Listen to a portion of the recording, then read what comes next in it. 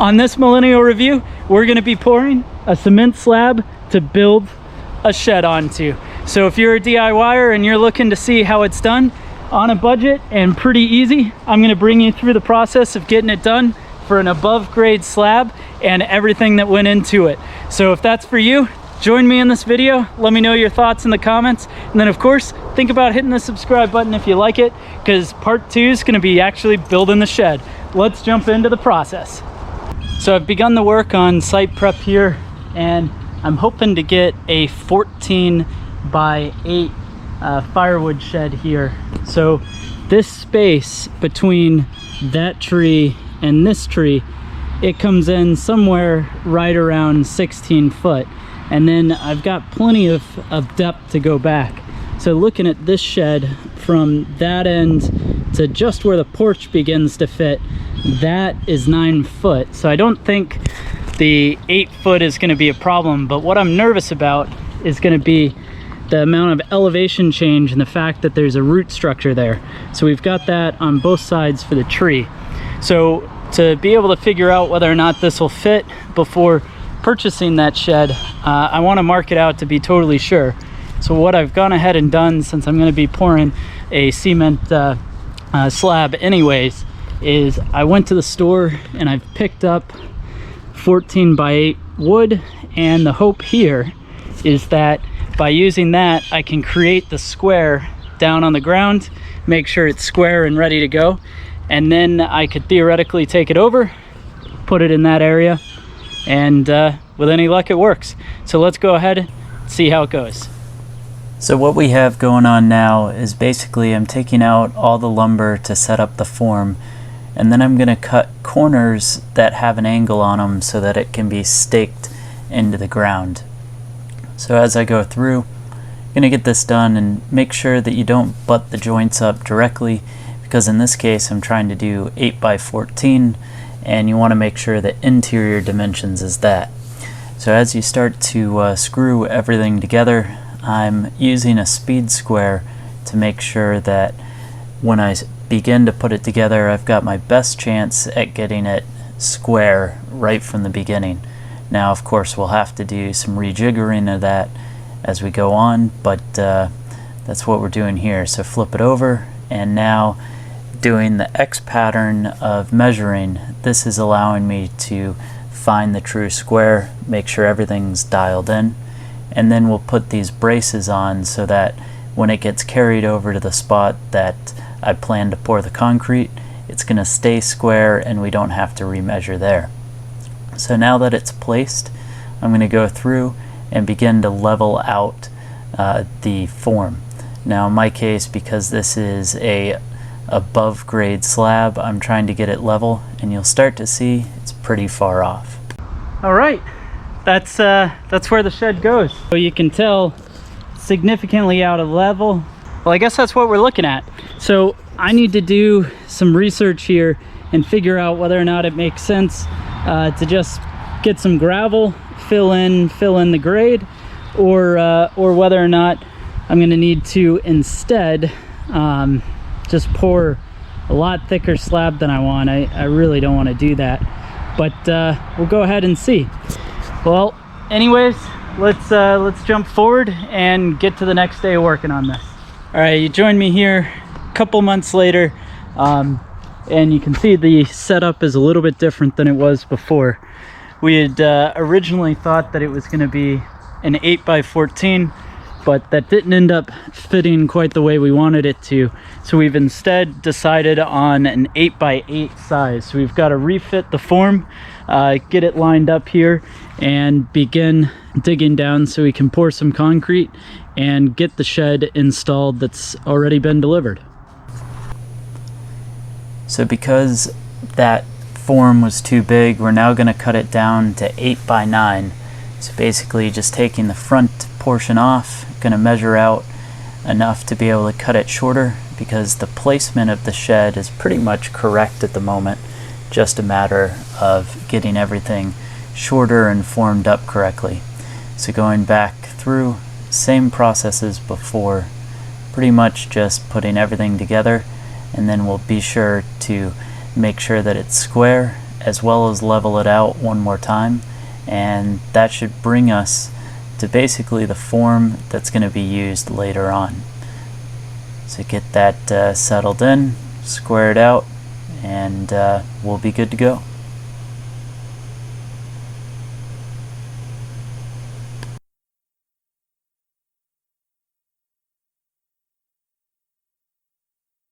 So we've got the form cut down to size. What we went with is 9 foot long, 8 foot wide. The shed is going to be 8 by 8, so we'll have just a little bit of overhang at the front. Now, when we did this, we made sure to measure out, make sure that it was square. So we went from corner to corner. We also went side to side, checked all of that to be square, and then we put in these braces here, which are going to allow this to hold and shape the way we want it to. So the next step here, because we do need to dig down just a little bit to be able to lay our gravel layer before the cement gets poured, so we're going to take some spray paint and we're just going to spray across the grass so we know where it is we need to be able to dig. And we're gonna dig down about 1 inch. I never really wanted bluegrass, but I guess we got it now.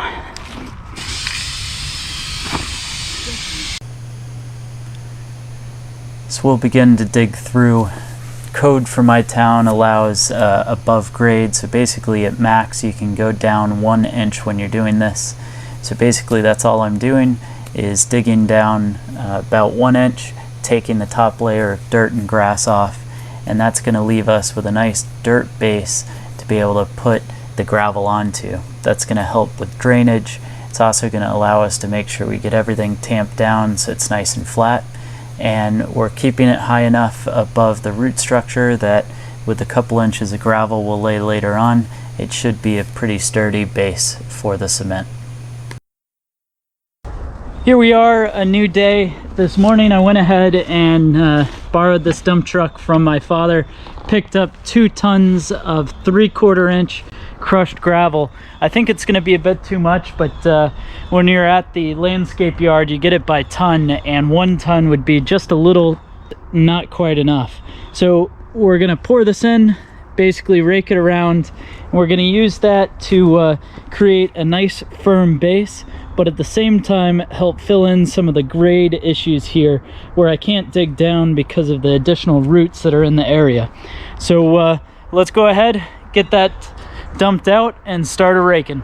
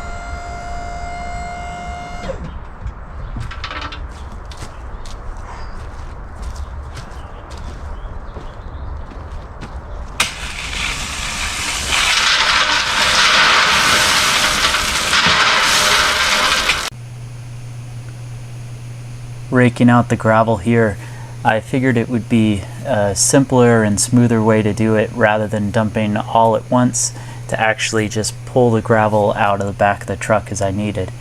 I knew for sure that I had too much gravel, as I definitely ended up with extra, so I wanted to make sure that I didn't dump it all in first and then have to remove gravel.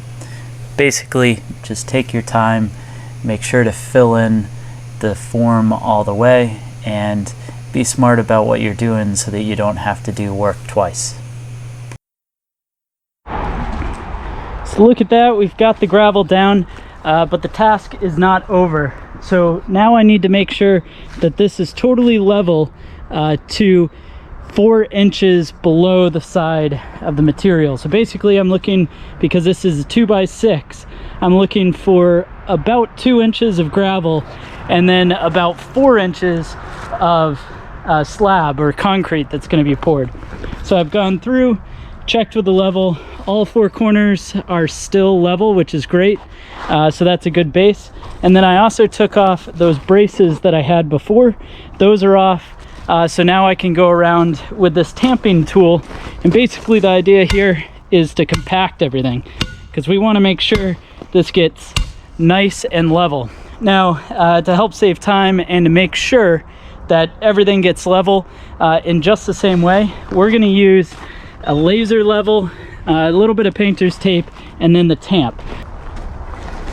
So basically what we're going to take is our one of the braces, but it's also a stake, and I'm going to hammer this down into the ground.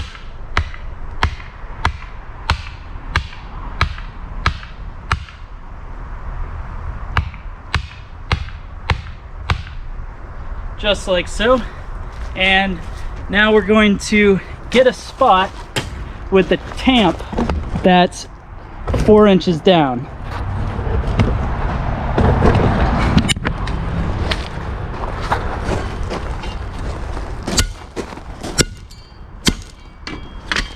Oh.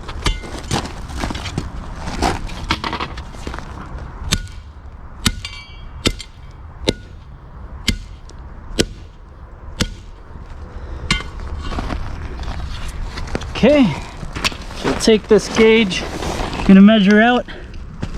See, that is right at 4 inches below, which is pretty much perfect. So we'll take our tamp, slide it right there. Now what we'll do is take a piece of painter's tape,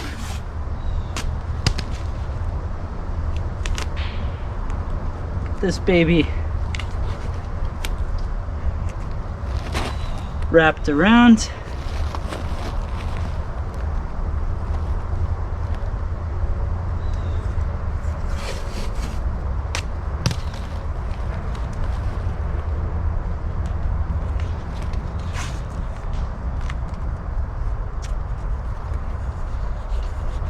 Just like so.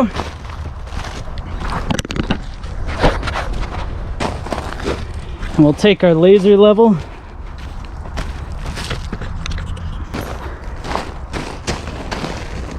and with the laser level set, you're going to see that it's going to come over and it's going to be visible on this blue piece of tape. So basically I'm going to go through, make sure that we mark exactly where we want this to go through.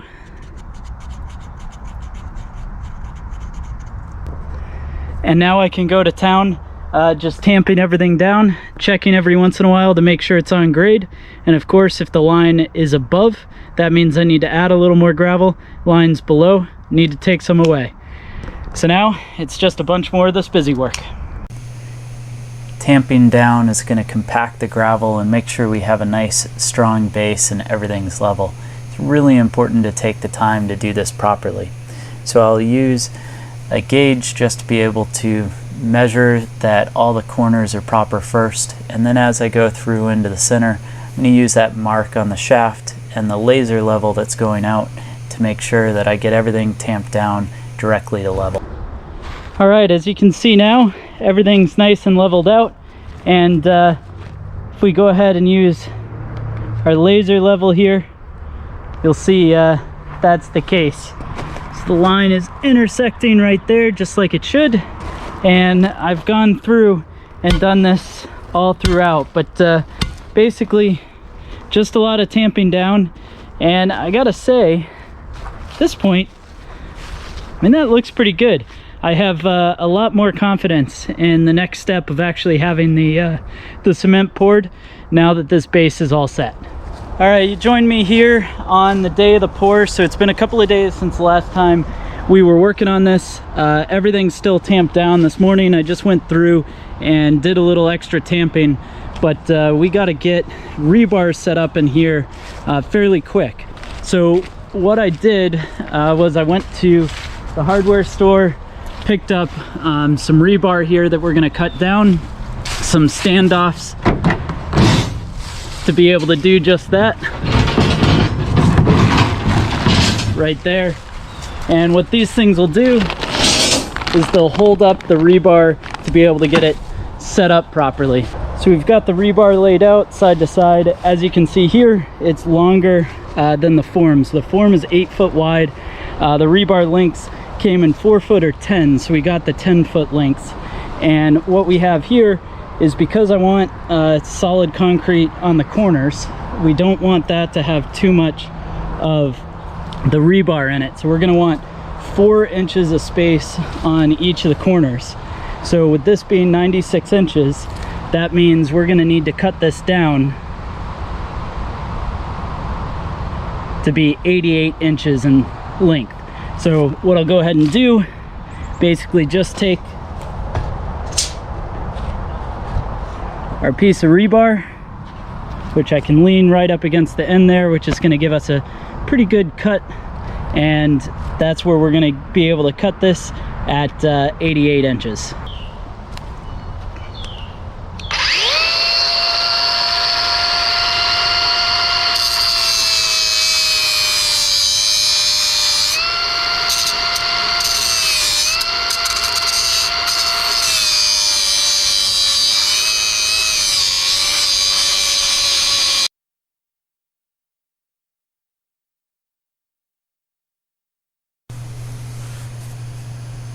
So as the pieces of rebar begin to get cut, I'm going to start to lay them out evenly across the base.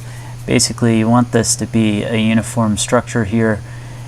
I was going for 16 on center. I ended up purchasing one too few pieces of rebar, so we ended up having to go, I believe it was about 20 on center for the 8-foot length, but the 9-foot length we were 16 on center, and it ended up coming together just fine.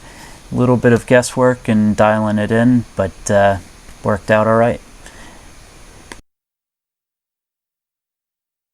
So now with the rebar cut, we used 2 1/4 inch high chairs. They're plastic chairs, which are going to help keep this above the gravel. So when the cement gets poured, we're going to have rebar in there to help hold the concrete under tension, even as the ground thaws and freezes, because here in New England we do have to worry about that. So that's going to keep this nice and tied together. So the next piece is we want to take metal ties, and at each of the junctions we're going to tie it up, so that way when the pour is happening, these aren't going to move around and we don't have to worry about this coming apart. Now these wire ties were pretty easy. It's set up with a little loop so you can do it by hand. But basically you want to go through in every single junction, make sure it's nice and snug. After you do that, I'm just going through to make sure that our board going across, we've got a couple inches below the top of the slab is going to be where the rebar is, and that's going to give us enough meat on the very top of the slab to make sure nothing cracks and it holds together plenty strong. Yeah, I got 2 right in the shed there.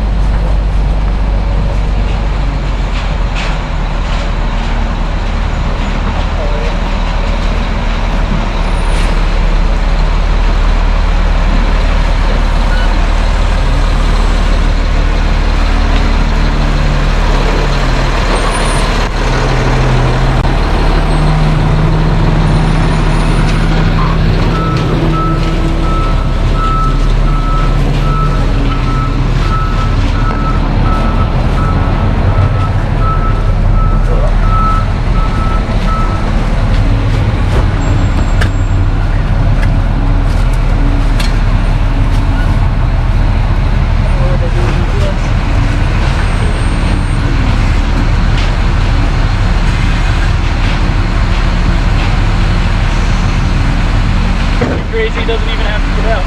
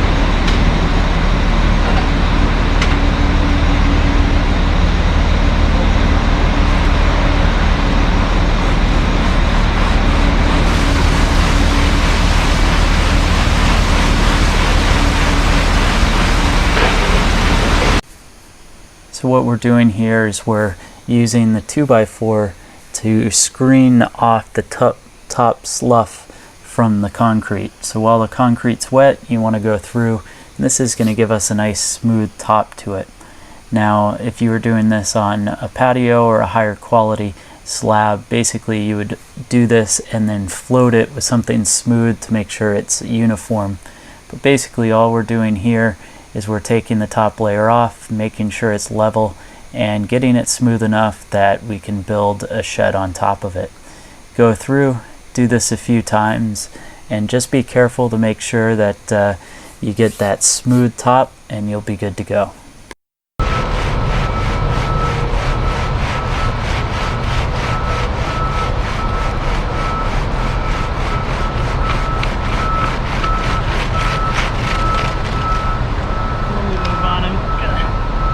Scrape mine clean. Oh yeah. Build up on that.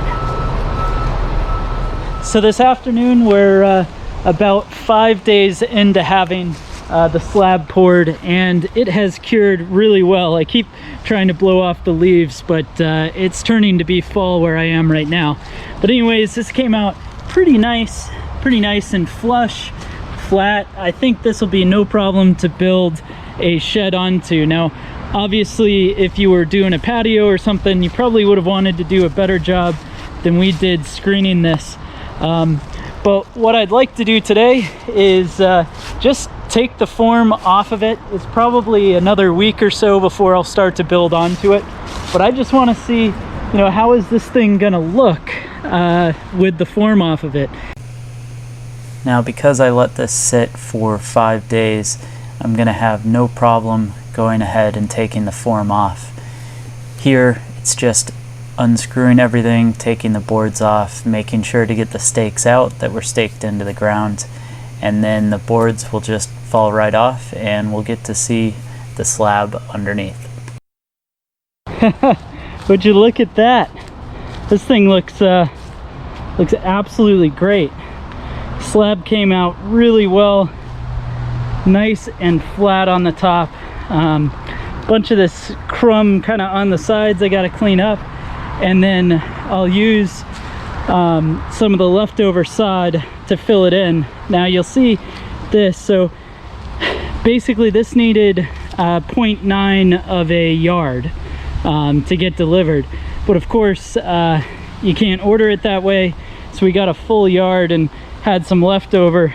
And whether or not it was a good decision or not, game time decision was to just drop it right behind. You know, when this stuff all starts to grow up and when the structure is here, nobody will see it. It should look just fine. But now I think what I want to do, go through, just clean up some of the edges here, get the sod up against, so that way it can start to grow back in place and look pretty good. But that's a nice strong pour. So anyways, thanks so much for watching basically the progress of pouring the cement slab for my upcoming shed. Be sure you hit that subscribe button, that way you can see the next video, which will be the beginning of building the shed, and kind of see everything that goes along with doing this on your own at home. So thank you again. Be sure to hit that subscribe button, leave a thumbs up, and can't wait to see you in the next video.